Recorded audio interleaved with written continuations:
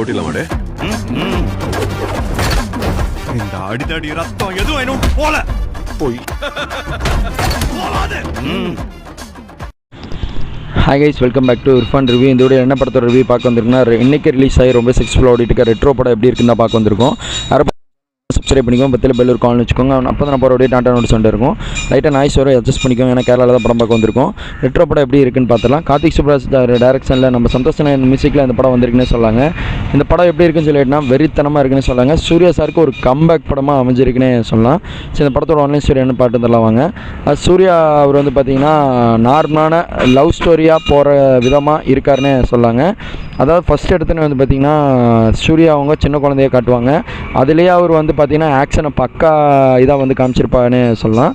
இந்த படத்தோட online story என்ன ஓப்பனாகவே சொல்லிடுறேன்.